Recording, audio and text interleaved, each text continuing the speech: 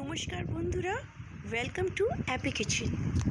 বলতে পারেন এটাকে চিড়ে, আজকে আমরা বানাবো চিড়ে পোলাও। আমরা কম করে এতে 250 চিড়ে আমরা নিয়ে নেব। তারপর আমরা চিড়েটাকে কিছুক্ষণের জন্য, যেহেতু এটা মোটা চিড়ে, আমরা চিড়েটাকে একটু ভিজিয়ে দেবো, যাতে একটু চিড়েটাকে একটু নরম হয়। আমাদের খুব বেশি নরম করলে হবে না, কেন না হলে চিড়ে গলে যাবে। তারপর আমরা গ্যাস জ্বালাই কড়াই। ততক্ষণ আমি আর চিড়ের পোলাও করতে গেলে আজকে আমি আনাজে নিচ্ছি আলু, বিনস, ক্যাপসিকাম, পেঁয়াজ আর একটু লঙ্কা। আপনারা যদি ঝাল না খেতে চান আপনি একটাও লঙ্কা দিতে পারেন, আর বাচ্চাদের জন্য করতে হলে আপনি লঙ্কা নাও দিতে পারেন। তো সবার আগে আমরা দেবো কড়াতে তেল। আর হ্যাঁ, আমরা এতে বাদামও অ্যাড করব। আর আমরা কড়াতে দিয়ে দিলাম রিফাইন তেল। তেলটা গরম হচ্ছে, ইতিমধ্যে আমরা কড়াই দিয়ে দেবো একটুখানি বাদাম দিলে চিড়ের পোহার টেস্ট খুবই ভালো হয়। অল্প তেল দিয়ে ভেজে নেব হালকা আঁচে। জোরে আঁচে ভাজতে গেলে আপনার বাদাম পুড়ে যাবে, আর এটা ভালো একটু ক্রিস্পিও হবে না। তাই জন্য একদম আস্তে আঁচেতে একটুখানি আমরা বাদামটাকে ভাজবো।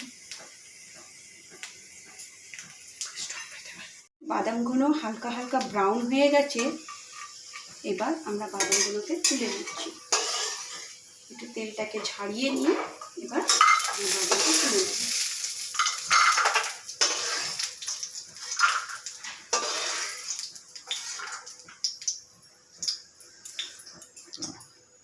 পর আমরা আবার একটু তেল অ্যাড করব ভেজিটেবলসগুলো ভাজার জন্য। কড়াই দিলাম একটু সর্ষে দানা দিলে পোহার টেস্টটা খুবই ভালো হয়। সর্ষে দানা দিলে পোহার টেস্টটা খুবই ভালো হয়।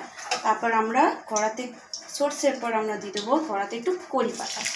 আমি 2-4টি কড়ি পাতা নিয়েছি, আমরা দিয়ে দেবো কড়ি পাতাটাকে অ্যাড করে দেবো আলু।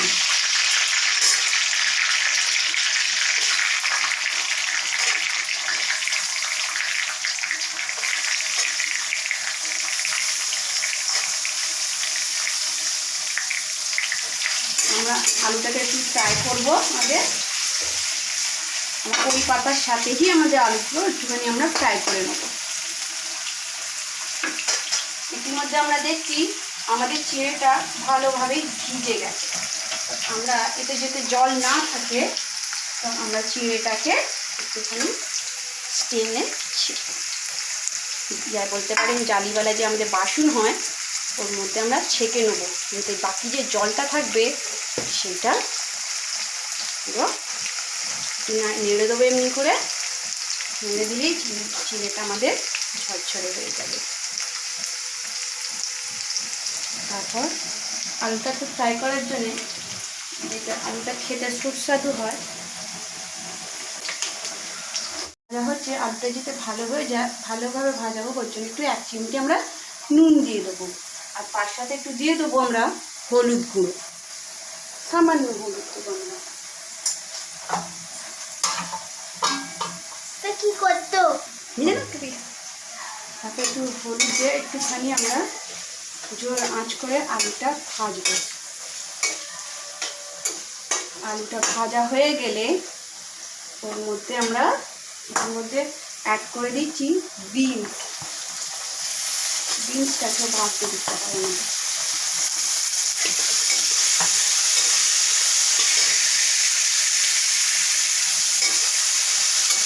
ভাজা হয়ে যায় বিনস আর আলু একটু ভাজা হয়ে গেলেই তারপর আমরা অ্যাড করবো এর মধ্যে ক্যাপসিকাম। এখনও যেহেতু আমাদের বিনস আর আলু ভাজা হয়নি, আমরা ক্যাপসিকামটা অ্যাড করছি না। এবার আমাদের আলু আর বিনস দেখতেই পাচ্ছেন অল্প অল্প হয়ে যাচ্ছে। এবার তারপরে আমরা অ্যাড করে দিচ্ছি এর মধ্যে ক্যাপসিকাম। যেটা আমি ক্যাপসিকাম দেখতেই পাচ্ছেন আমি ছোটো ছোটো করে টুকরো করে আগেতেই কেটে রেখে দিয়েছি। এবার আমরা এতে অ্যাড করব পেঁয়াজ। আমাদের আলু, বিনস, গাজর, ক্যাপসিকাম এগুলো সব আমাদের একটু ভাজা হয়ে গেছে।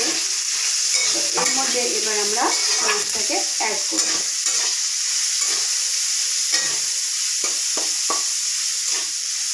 আর তার সাথে এবার অল্প করে আমরা লঙ্কা দিয়ে দেবো। এবার আপনারা দেখতে পাচ্ছেন আমাদের সব ভেজিসগুলো ভালোভাবে ভাজা হয়ে গেছে।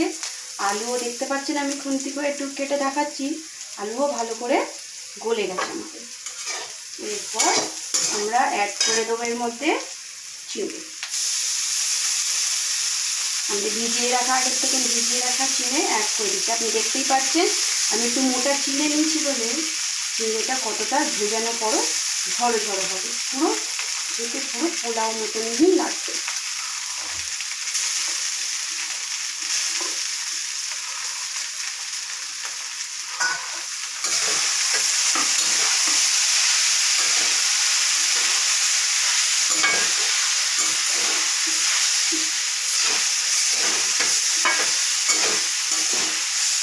আমরা নেড়ে নিচ্ছি।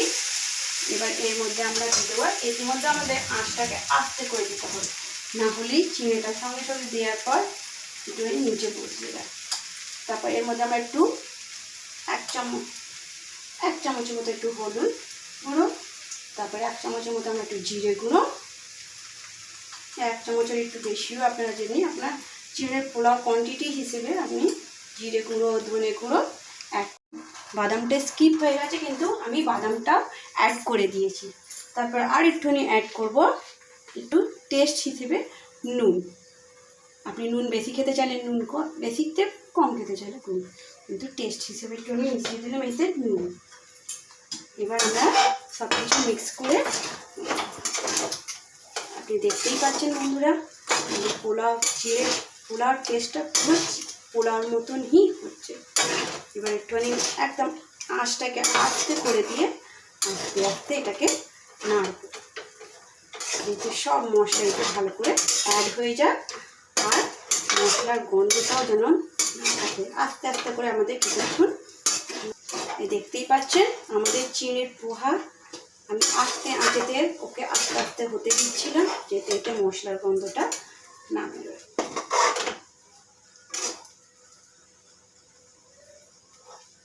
আমাদের চিড়ের পোহা হতেই যাচ্ছে। এবার আমি মশলা দেওয়ার পর 3 থেকে 4 মিনিট আমি গ্যাসেতে এটাকে রেখে দিয়েছিলাম। এবার আমরা লাস্টে এতে অ্যাড করব একটা অর্ধেক লেবু দেবো, একটা আধখানা লেবু দেখতেই পাচ্ছেন আপনারা। এটা আমি চিড়ের পোহার উপরে দিয়ে দেবো। চিড়ের পোহার মধ্যে একটু লেবু দিয়ে দিলে এর স্বাদটা খুবই ভালো হয়। আর আপনি যদি লেবু খেতে না পছন্দ করেন আপনি লেবু ছাড়াও খেতে পারেন।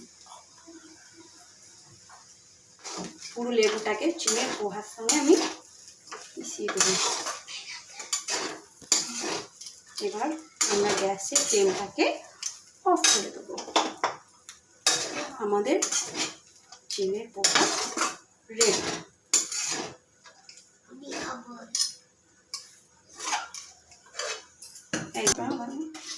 এই দেখুন আমাদের কি সুন্দর চিড়ের পোহাগুলো একদম রেডি।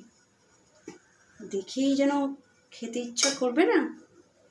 আমাদের চিড়ের পোহা রেডি।